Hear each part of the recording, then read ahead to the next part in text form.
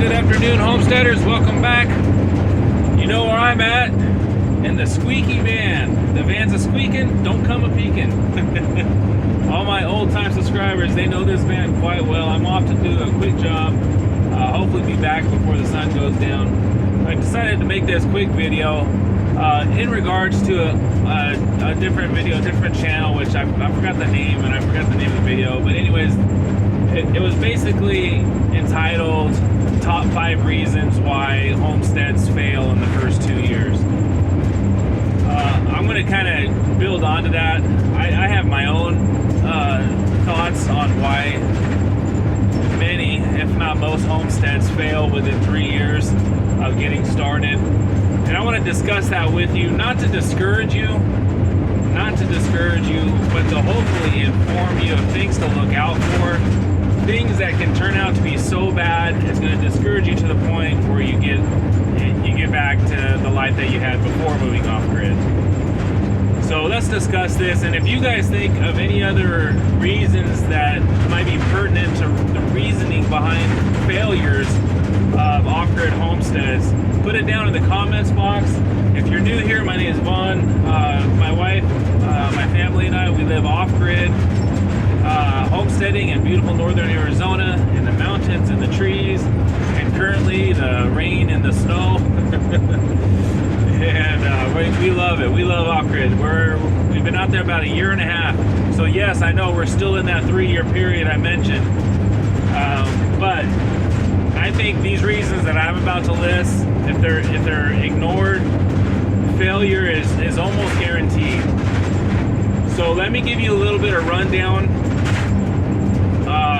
Actually, I won't give you a rundown of how we created the systems to get to where we're at now.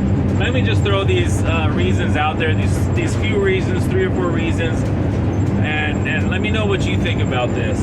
Reason number 1 that I think most people get discouraged and leave their homestead and give up their dream of living off-grid is they did not spend the time to create infrastructure and systems on your property before moving out there. Now, I watch a lot of YouTube videos, a lot of channels based in the off-grid living, based in the homesteading living type of thing with themselves and their families. Sometimes they're solo, sometimes they got a bunch of kids. But it all boils down to the same thing. And I see this often. So many people move off grid, they have this fantasy of starting an off-grid property. They move out there, it's raw land. Some of them don't even have driveways into their property. They got to cut their own roads. And they get out there, they say they're just going to tough it out. They buy a tent or a tough shed from Home Depot and start converting it into a home with no infrastructure. There's no power there, there's no water there, there's nothing. And they finally get out there, they buy their property, they finally get out there, and now they're starting from scratch. And if you're by yourself, that's one thing. If you're a very independent person, man or woman, doesn't matter. There's actually a woman on YouTube, she's doing a great job. Very independent, very, how do I say it, ingenious when it comes to solving problems, and it's awesome. It's great to see that type of thing. It's very encouraging. But there's some people out there that don't know a whole lot, and all these videos, all these channels are coming to my head right now as I speak, but I'm not going to mention any names just in case they're watching, guys. I don't want to dishearten anyone. This is not for that. This video is not intended for that. It's to help those who are anticipating moving off-grid or homesteading or both. So they get out there, they cut in a road, they rent a tractor, they cut in a road, they have Home Depot bring a tough shed out, some insulation and some drywall and some buckets and bags, you know what I mean? We've all been there. It's not a bad thing. And what typically I see happen is that romance wears off pretty quickly, especially if you're getting into bad weather, if you're getting into winter and you're trying to do this. The romance, the fantasy of this goal that you have, it really starts to wear thin. You really start to realize that, oh man, this is much more difficult than I thought it was going to be. I don't know if I can do this. I don't have the skills for this. I don't know anybody out here. I've got no friends out here. I'm on my own, and it's just too much. They get overwhelmed by the amount of work it takes just to get started. In my specific case, I bought my property almost 8 years ago, and we started right away on fixing up the property. It took me about 5 years, guys, 5 years, just to get to a point where I say, okay, we're set up enough let's bring the family out. And we were going, typically, I would get my guys from my business in San Diego, and we would come out once a month, typically, and stay for like 3 days. So 3 days a month for 5 years, I worked on just getting the basic necessities met. Water, power, shelter, wood stoves, firewood, all this stuff that I knew we were going to need to come out. At the time, my son was just born. So I'm not bringing my wife and newborn baby out to an area that, like right now, we have sub-freezing weather. It's not going to happen if it's not ready. So in our specific case, we waited 5 years before attempting to make that move. So not being set up before you get out there, I think, is one of the first major problems I see homesteaders want to try to attempt, and it's much, much harder than most people think. Step number 2, and I see this on nearly every single new homesteading video that I see.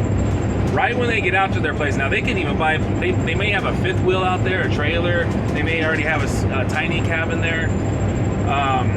But one of the biggest mistakes I see on folks trying to do this is they build things in the wrong sequence.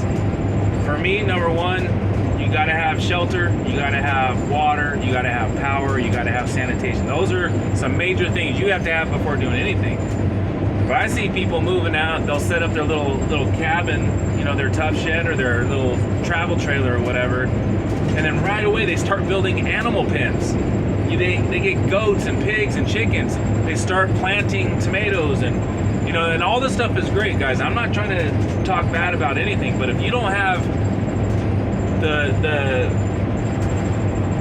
infrastructure to sustain life itself immediately, you should not be doing all the gardens and the animals, the livestock and all that, because all that takes a lot of time and a lot of money and a lot of resources. And if your place isn't set up yet where you actually live, if your lights don't turn on, it may not be the best time to get these animals or to start a big garden or anything like that.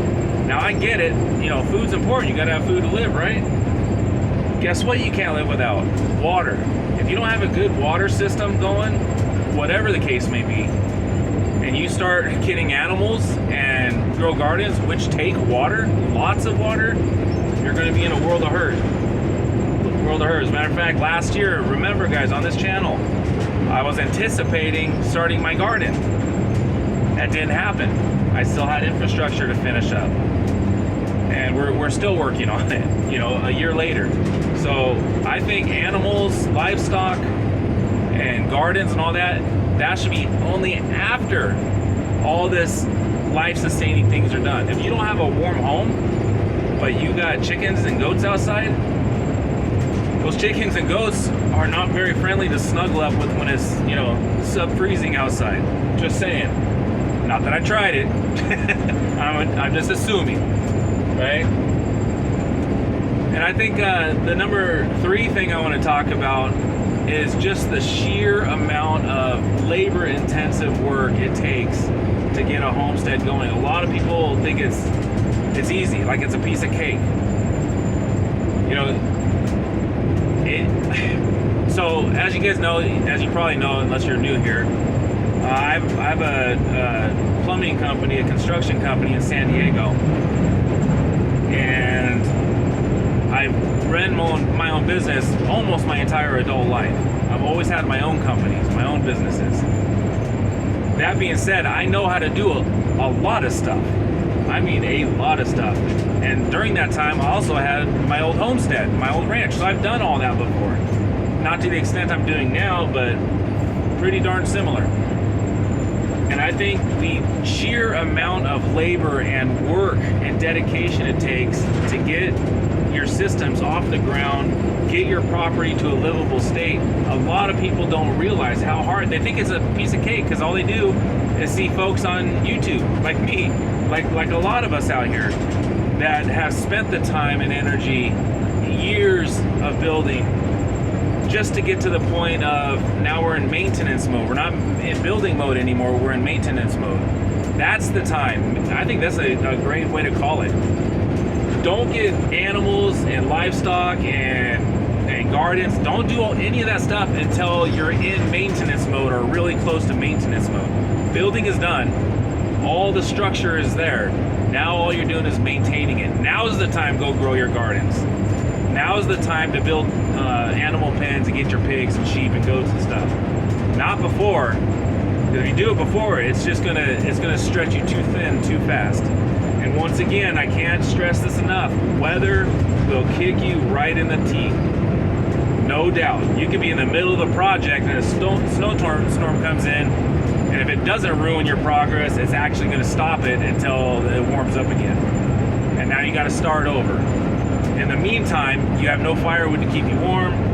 You know, all your projects are going to the wayside, and you get discouraged. And once again, this is about people giving up on their homestead, off-grid lifestyle, which is sad. I want to see everybody be homesteaders and off-gridders. I think it's a great way to live. We've been enjoying it this whole time, and it's awesome. But I think it's only because we made proper preparations before taking that big step. Another thing that I sense that is a huge determining factor on the failure of a lot of new homesteads is money. People think when you move off grid, now you have no bills and you're on easy street, right? Far from it. As a matter of fact, I would almost say opposite. We spend so much money, and thank God my business is still running in San Diego. It's running by itself. Thank God. So I get, dividends from that every couple of weeks. That's what keeps us sustained, along with these little jobs like I'm doing right now. You have to have an income. There's no way around it. Unless you're a multi-millionaire and you have all this money to pull from, you will need money. Don't care who you are. Don't care how much off-grid you are. Solar panels cost money. Inverters cost money. Water tanks cost money. Building materials cost money. All this stuff costs money. Let me see where I'm supposed to go. Okay, I'm out literally in the middle of nowhere, guys. So you still need an income. You still need an income. Oh, well, I'm retired. Okay. Do you get retirement checks sent to you? Do you have SSI? Do you have, all these forms of income when you're retired? Is that what you're living off of? And if so, man, that's great. That's perfect. If you don't have to work and you're still getting checks, that's the way to go. And again, guys, this is all my opinion. Disagree, agree, whatever. Put it in the comments box. Let me know what you think. So money is a huge factor. What if you're, working on your gardens one day and your wife calls you and said, hey, I just left the store and the motor blew up? Well, some vehicles, like this specific van, the motor went out in this. The dealer put a new one in. It ended up costing the insurance company $12,000 for a little Ram ProMaster 1500 engine. It's a 6-cylinder. $12,000. Are you able to absorb a hit like that if you had to pay for that out of pocket? A hit like that, or a medical issue, or something like that, some emergency, can sink a homesteader's dreams. It can sink it. Maybe they have to sell their property and move back to the city and work again, try it again later on in life. What I'm trying to do here, guys, is educate you and show you what possibilities may happen that you have to be prepared for. Moving off grid is no joke. Moving off out of the city and into rural areas where there's no one around you, there's no support, that is a big deal. And I see failure after failure here on YouTube. I watch these new channel startups, and I just shake my head going, it's not going to work. You can't do it like that. I take that back. You might be able to do it like that, but the odds are so stacked against you. It takes heart, it takes courage, it takes resiliency. It takes the ability to get smacked down and get right back up. You never give up. You know, it's been many a time. I've been in freezing weather out of my homestead soldering water lines together because a pipe burst. And if the pipe bursts, you have no water until it's fixed. And you gotta have water. Water's life, right? Many times I get smacked down. The wife gets smacked down. There's challenges. There's struggles. You know, sometimes work is slower. You're not making as much money. Do you have a savings? Do you have something to fall back on? Do you have a backup plan? I think is the best question. Is there a backup plan in place? For us, not really. You know, we're living our backup plan. We're at our backup plan. We're just going to make it work. Thank God I've got a very hard-working wife. Our little boy is now old enough to start helping us with different projects. And I'm glad I have the knowledge and experience from doing this for over 30 years. Building things, fixing things, maintaining things, upgrading things. Know how to problem solve, take care of it. I got all the tools to do everything. I never, men, especially men, never get rid of your tools. I don't care if you have 20 Phillips head screwdrivers. Keep every single one of them, stash them away. You'll need them at some point, I'm sure. I've got doubles, triples, and quadruples of all my tools. Can't tell you how many impact screw guns I have, sawzalls, and just you have to have tools. You got to be able to maintain your own systems, because like where we're at, there's no one coming out. I've tried to get heavy equipment operators out there. It didn't work. I had to get it myself and do it myself. You know, I try these different things, and it's just, and I guess it depends on where you're at as well. If you're 10 minutes from a town, okay, you might be able to get someone out there, no problem. But us, we're 20 miles to the nearest pavement, and more than that to the nearest thing you can even consider civilization.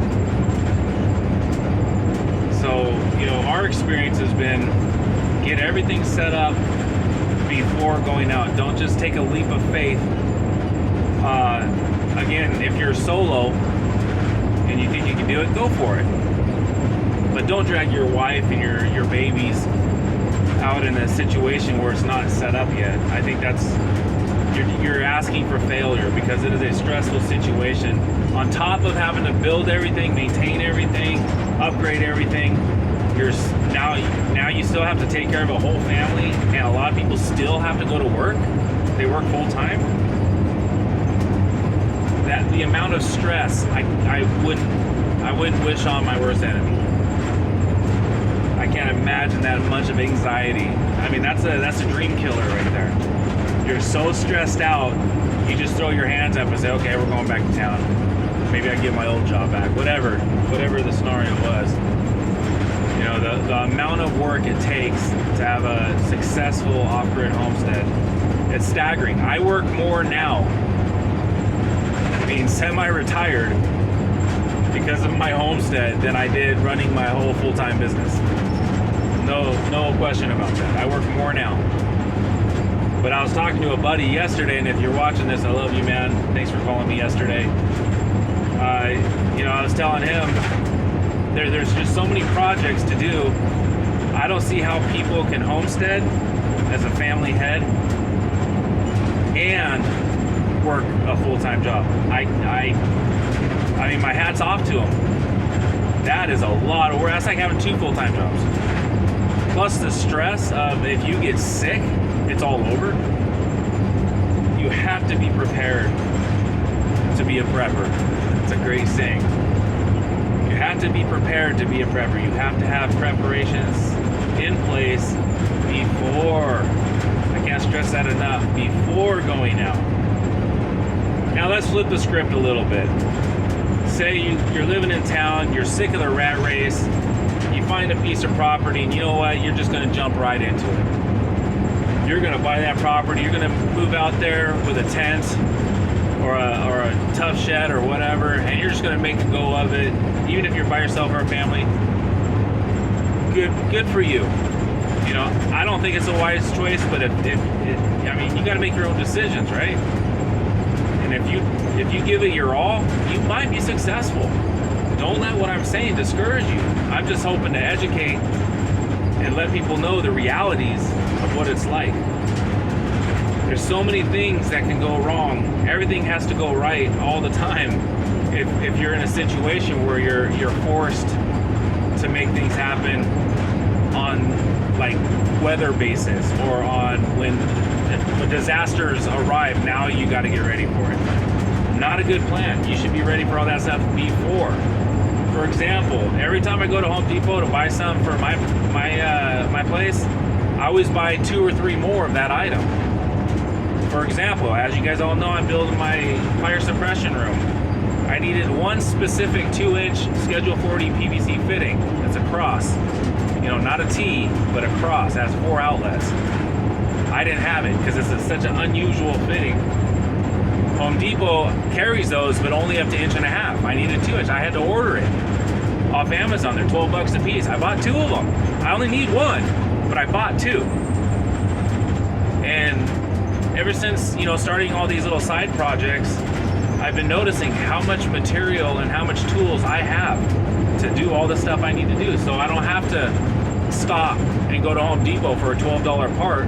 Home Depot for me is a 4 or 5 hour round trip. So you can see how much money I'm losing and how much time I'm losing for one stupid thing that I need, one little fitting. So when I buy stuff like that, I buy more than what I need so I can store it and have it there. I'm like the Home Depot of our ranch. With all the people that have properties around us, I'm the Home Depot. If you need it, I probably got it. And that's a good feeling.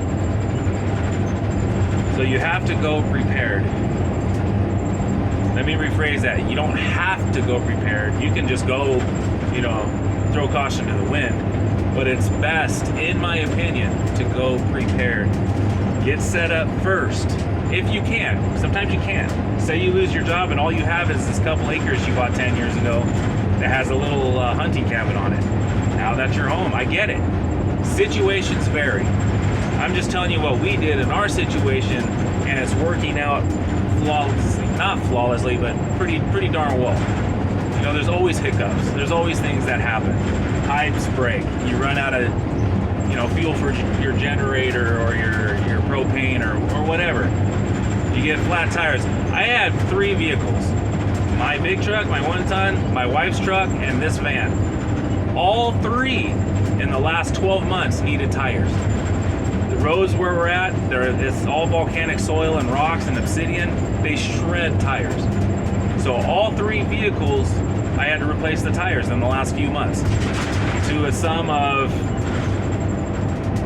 about $5,000 just in tires.